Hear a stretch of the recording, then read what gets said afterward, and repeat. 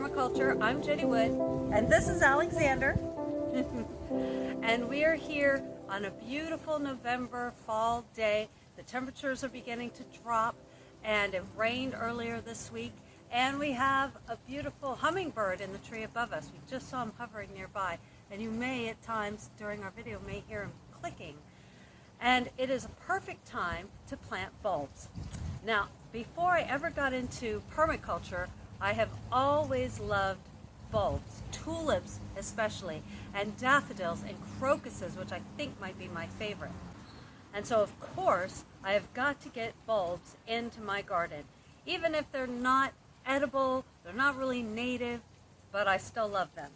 And today I've got some tulips that I'm going to plant, some daffodils, some crocuses, and then these two containers here have some bulbs in there that I got these from Tracy's nursery and garden last year. Now, I think it was right after I moved here, and they were blooming at the time, and so now it's time for them to be planted into the ground so that they can bloom next year. I'm sorry, I can't remember exactly what they were. They might have been tulips, but I'm not sure. I do remember some daffodils. So yeah, I think there's some daffodils in there. So I'm going to plant those, and then I have a special treat to plant today. This is a sugar cane. My very good permaculture friend Rachel gave me a cutting of her sugar cane, and I'm going to plant it today as well. And I'll show you that in a little bit. But for now, let's get started and figure out where I'm going to plant my bulbs. So here is my front yard, and there's where I was just sitting in front of the tree a minute ago. And of course, for me, bulbs are all about showing off. They're all about beauty. And so, of course, I have to plant them in my front yard. And putting them in my backyard, that would just be nice for me and Andy, but I want everybody to see them.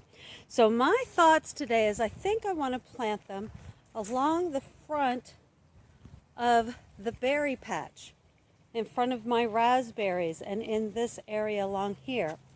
And I may also plant some around the tree. This tree really needs some beauty around its base, and it's taking a long time for other things to grow. So I think I'm going to plant these there as well. If I think of any, oh, maybe down there at the end, you know, where the almond tree is, and in front of that, I may plant a few there as well. And the way I am, my brain is scattered when it comes to things like this in terms of how I want to organize them. Some people might plant a whole row of tulips and then a whole row of daffodils. And I got to think about that because I tend to be scattered, where I want a daffodil here and then a tulip and then a crocus, and then, you know, move it around in all different directions. And so I got to think about how I want to do it, which I will do as I'm going. All right, let's see how this goes. And Alex is going to be here to play with us and enjoy helping plant our bulbs today too. All right, looks like I have 6 daffodil bulbs, 15 crocuses, 6 tulips, and let's see, 1, 2, 3, 4, 5, 6, 7, 8, 9 surprises, which I think are probably going to turn out to be daffodils. So we shall see. I love that even these that were in the container started to multiply. You see, that has a little pup. So that's pretty cool. So let's see. Crocuses, because they're smaller, should definitely go in the front, and taller things in the back. Daffodils probably need to go way in the back. So let's start with some crocuses. I would love a little cluster of crocuses right here in the corner.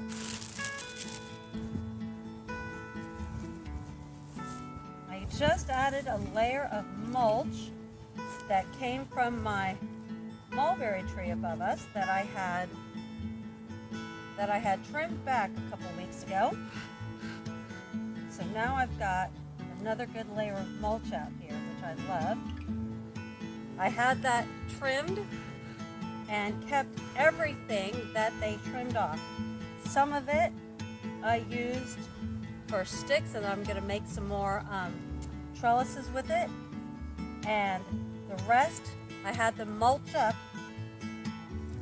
to be able to put a layer of mulch on my yard.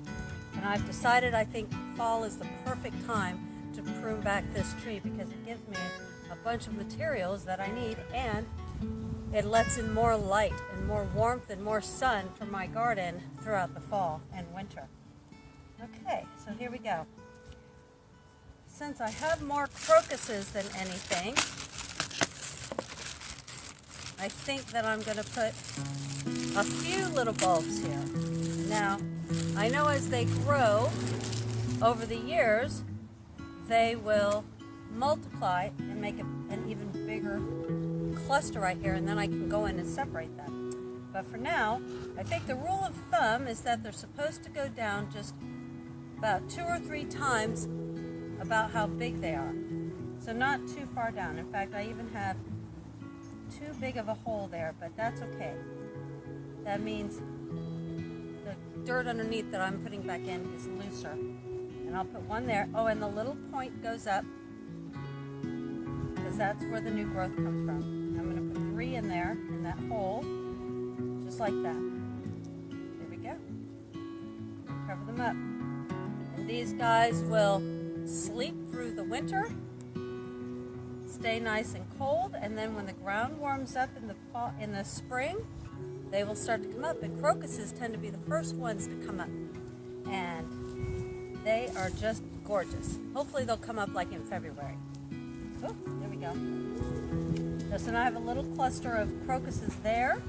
Let's see, maybe I will put, let's move these surprises over here so that I don't lose them. Maybe I'll put some tulips kind of right behind them, right in here. Now this I don't think is going to preclude me planting other things here that maybe won't go so deep.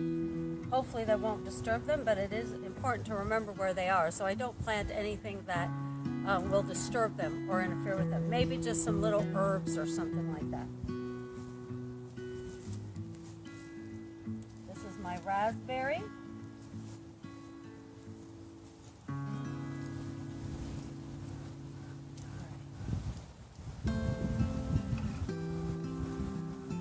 I don't think I have enough bulbs to plant all up and down along here, but maybe in a few good spots. Tulip bulbs look similar, but they're bigger. And again, the point goes up. That might need to be a little bit deeper.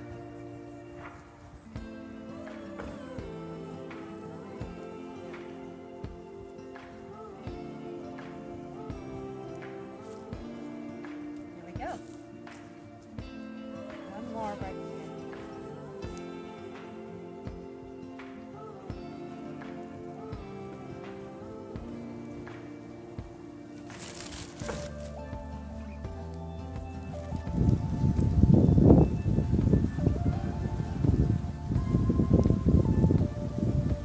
Easy breezy. Go. All right. And then, so we've got some crocuses, some tulips, and maybe a couple of daffodils. Maybe a couple of daffodils in the back. And then, since I've decided to put them here, and knowing I don't have enough to go all the way down, maybe I'll plant it on the other side of the driveway to make it even. What do you think? And then maybe some around the, put the surprise ones around the tree.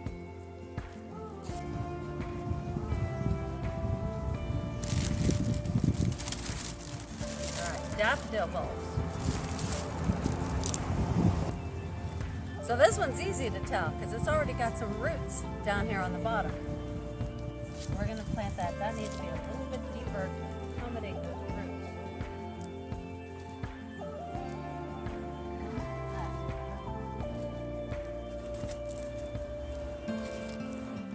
I held it up a little so that it would stay pointing straight up.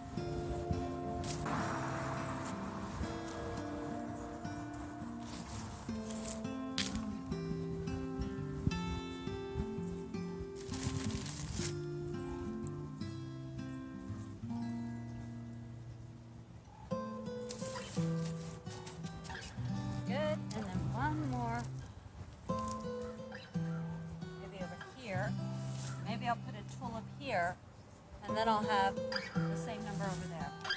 I do like things a little symmetrical.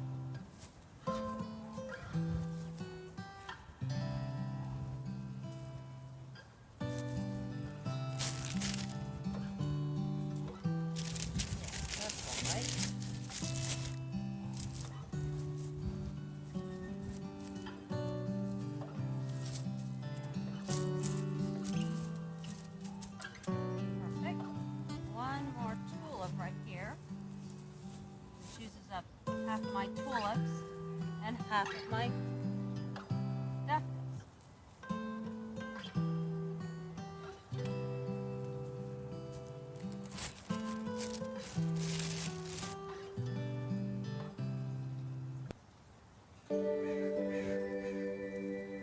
Excellent. My raspberry will be surrounded by bulbs.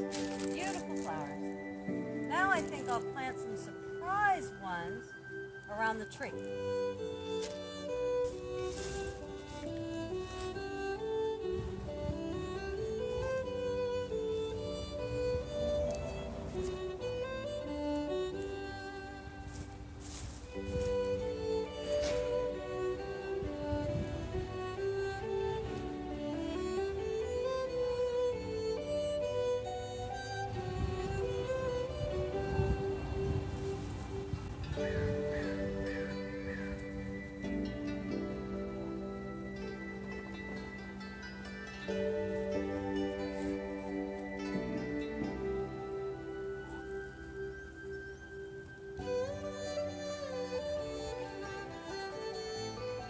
Oh, an earthworm!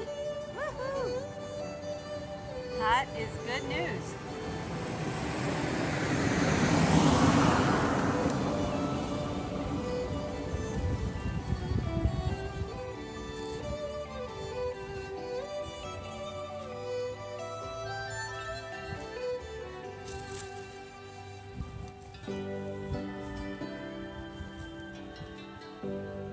All right, I think I want to do a similar pattern on this side. Some crocuses, a couple of tulips and daffodils right around my goji berry and maybe in this area somewhere.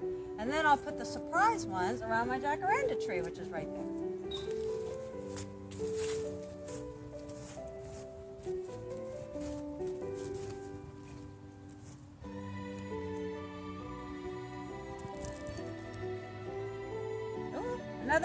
Another earthworm, yay! That's a sign of a healthy soil. I'm getting there. There it is, be careful. There's a few of them down here.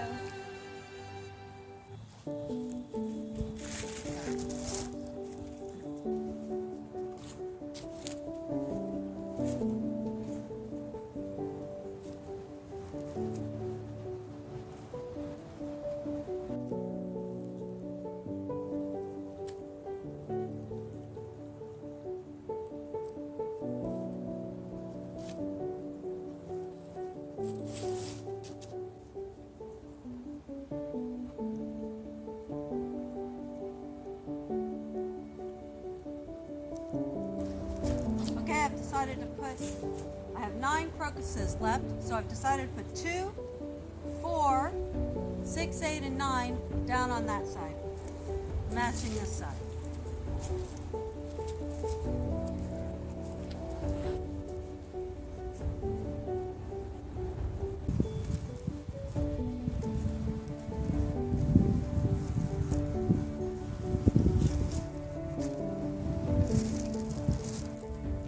All right, all the bulbs are in, and I cannot wait until spring to see what comes up. Inevitably, some of them will fail.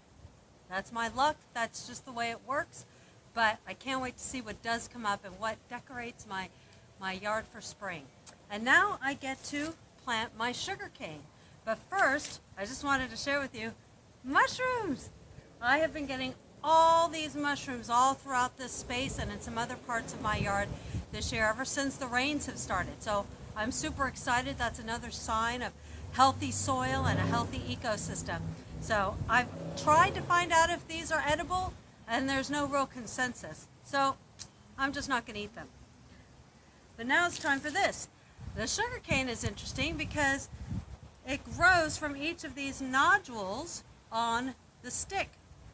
And you plant it sideways, like this in the ground, in a long little trench, and then it grows up several shoots. Now I'm planting it over here on the, what is this? The western side of my yard, right next to my neighbor's yard, because this is the way the wind blows. The wind always comes right straight through here and really threatens a lot of the plants in my yard, including my little banana tree. So I'm hoping that this will at some point in the future become a bit of a wind block to help that and mitigate the wind, you know, in the future. And maybe I'll keep planting it all along here, but I do plan to put some espalier trees along here as well to do the same thing and to provide some more fruit and stuff.